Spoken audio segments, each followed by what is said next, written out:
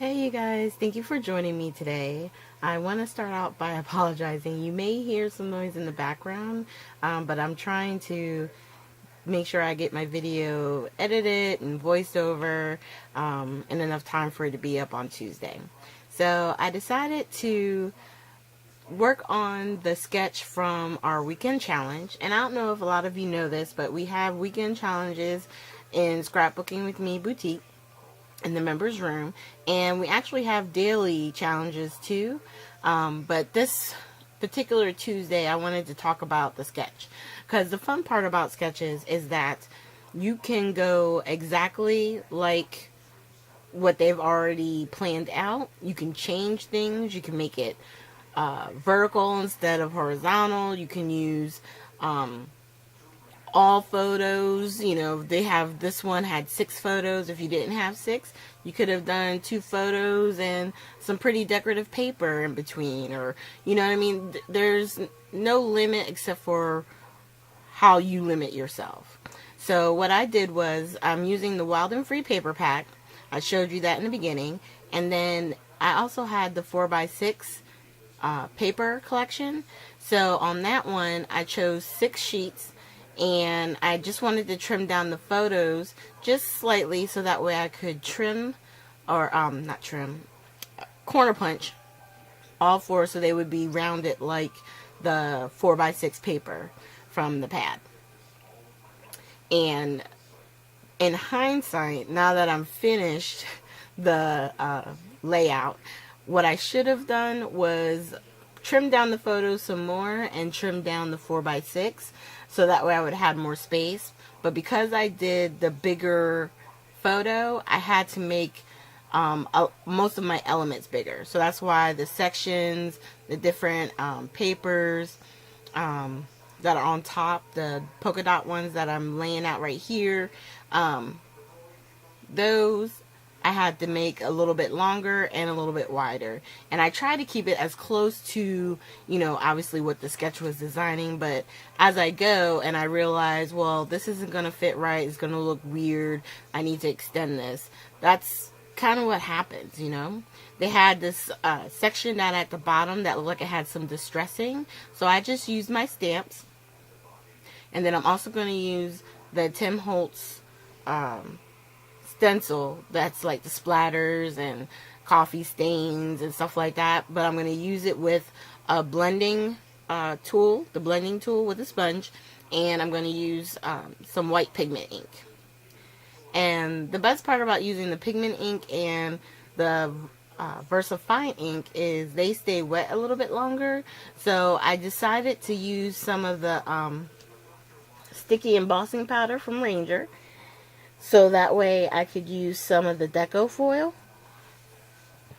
and have little highlights of some deco foil. I think I wound up using the berry,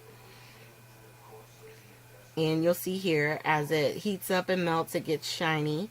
And then I'm going to cut a piece of the foil and start rubbing it on. And I will say, when I did this one, it didn't react like my first video I did using this, and as I kept rubbing it, it was laying down some of the pink, but it just wasn't laying where I had planned for it. So I stopped filming that and decided to go back and put down on the left side of the layout. I went ahead and started laying down my stripes, my strips of paper, and I'm just laying it down using some press and seal, and the glue is the art glitter glue. And I'm just putting that down the center of the strips. And then once I figured out exactly where I wanted them, I laid them down and took off the press and seal. And the reason why I did them that way is I knew the photos was going to cover that little space, but I just needed that little bit of room so that way they would go over the edge of the paper. And I'm doing the same thing with the stamps at the bottom and doing all the foiling.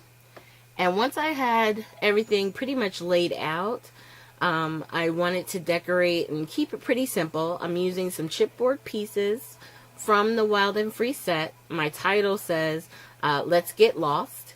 And I'm using some Prima flowers. These flowers were from Love Clippings. They're not the Wild and Free ones, but they actually went pretty well. And to put them down, I'm just using some of my tacky glue. And I'm doing the same thing on the other side. I'm just putting my cluster of flowers up on the top right. I'm adding an arrow. And at the very end, I forgot I had gotten some shaker bits on one of our kits. And I'm taking the buttons from there and I'm adding 3 to this cluster. And then I'm going to add 3 more to the first cluster. And then after that, the project is done. So thank you guys so much for joining me today. Make sure that you hit the like, subscribe, and share button. And when you're doing these different sketches, just don't limit yourself and don't feel so constricted or confined to what they've mapped out. You can change things. If you don't want to use hearts, use flowers like I did. If you want to create this and make it a St. Patty's Day layout, then use 4-leaf clovers. It doesn't matter. So here at the end, I'm going to make sure to have a link to previous technique videos. And I want to thank you guys, and I hope you have a great day.